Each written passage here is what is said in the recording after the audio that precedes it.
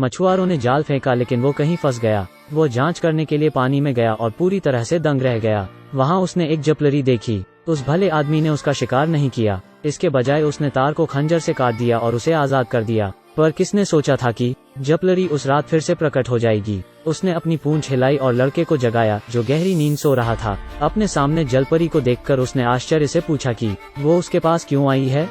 अभिमानी मत्स्यांगना ने कहा, उसका नाम सियोनी है और वो एक योगिनी है। उस जपलरी ने कहा कि वो आई क्योंकि वो अच्छा व्यक्ति है। नतीजतन उन दोनों ने अधिक से अधिक बात की और वो दोनों अच्छे दोस्त बन गए। उन्होंने कहा कि वे एक दूसरे के संपर्क में रहेंगे। सियोनी ने लड़के को एक सुनहरा घोंघा दिया। जब वह सुनहरा घोंघा बजेगा वो तुरंत आ जाएगी। गांव वाले रुडा की पागलपन का आलोचन करते हैं। उसने जपलरी की कहानी गांव को सुनाई। ग्रामीणों ने सोचा कि वह रिंगे हाँक रहा है, यह साबित करने के लिए कि वो जो कह रहा है वह सच है। लड़के ने सुनहरा घोंघा बजाया। उसने कई बार कोशिश की लेकिन जलपरी नहीं आई। अब गांव वालों का सब्र टूट गया। अगली सुबह व्यस्त रुडा को नहीं पता था कि सिलोनी आ गई है। वो जलपरी के ना आने पर बहुत गुस्से में है। दयालु जपलरी ने कहा कि वह एक जपलरी है और यह बहुत खतरनाक होगा अगर उसे बुरे इरादे वाले इंसानों द्वारा खोजा जाए। लड़का गलत है, लेकिन उसे खुश करने के लिए जपलरी ने लड़के को खजाने के बारे में बताया। लड़का, जिसे गरीब होने की चिंता है, खुश हो गया। वे पानी में खेलते हैं, समुद्र की गहराइयों में तैरते हैं। वे जल्द ही एक रहस्यमय गुफा में आ गए। वहाँ उन्हें सोने के खजाने के पहाड़ों को देखा। स्तब्ध लड़का सब देख रहा था। इस खजाने से उसका जीवन हमेशा के लिए बदल जाएगा। जलपरी भी बहुत खुश है, लेकिन बहुत से लोग कहते हैं कि खजाना पाने के बाद लोगों की मौत हो जाती है। जलपरी कहती है कि यह देखकर कि लड़का लालची नहीं है, वह संतुष्ट है। और लड़के ने जलपरी को पत्थर पर खींच लिया और इस क्षण में लड़के ने जलपरी की पूंछ को ध्यान से देखा। जिज्ञासा से उसने जलपरी की त्वचा को छुआ। वो आदमी फिर पीछे हट गया। लड़का जलपरी के साथ मजाक कर रहा है कि अगर वो जपलरी बन जाए तो वो दोनों एक साथ रह सकते हैं और तैर सकते हैं। जलपरी शर्मा गई।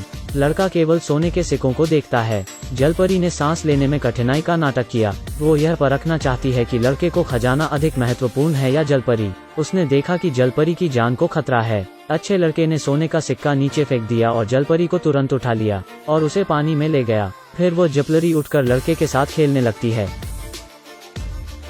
जब वे जाने के लिए तैयार हो गए, जलपरी ने लड़के से कुछ खजाने को साथ ले जाने के लिए कहा, लेकिन उसने फिर भी जलपरी की दया को अस्वीकार कर दिया। एक दिन लड़के को 2 रहस्यमयी संदूक मिले और वह गांव का सबसे अमीर आदमी बन गया। वे सबको अपना धन बांटता है। वो अपने माता पिता के साथ एक महंगी नाव से आता है। उस इलाके के गरीब स्थानीय लोगों ने लड़के सबसे अमीर आदमी बनते देखा। उस पर उसके होने वाले ससुर ने नाराजगी जताई। लड़का कहता है वह निश्चिंत हो सकते हैं कि यह सब उसने मेहनत से कमाया है। उन्होंने सबसे मुलाकात की। अंत में लड़का दिया के पास जाता है। इस समय दिया बहुत दुखी दिख रही होती है। लड़के ने बहुत समझाया लेकिन दिया ने नहीं सुना। वो और भी गुस्सा हो जाती है। दरअसल दिया ने जलपरी और रूडा को साथ में देख लिया था। उसको भाइयों ने बहुत समझाया। अंत में उसने अपना संदेह छोड़ दिया। इस युवा जोड़े को सभी ने उत्साहित किया और इस समय संगबियाओं के मन में बुरे विचार आए। उसे आखिरकार वो सुनहरा घोंघा मिल गया। उसने उसे बजाया और वहाँ जलपरी आ गई। उसे लगा कि रूडा ने उसे बुलाया है। उसने जलपरी पर जाल फेंक दिया और उसे अपना बंदी बना लिया। जलपरी ने संघर्ष किया लेकिन उस आदमी का कोई मुकाबला नहीं था। उसे बंदी बना लिया गया है। लू यंग ने रूडा को इस बारे में सूचित किया। उन्होंने खजाना भी ले लिया है, लेकिन बियाओ इससे अभी भी संतुष्ट नहीं है। इस समय रूडा जलपरी के पास आता है। उसने खंजर से जाल काट दिया। दोनों को बियाओ को जाल काटते हुए देख लिया। जाल के पूरी तरह से टूट जाने के बाद आखिरकार जलपरी को बचा लिया गया।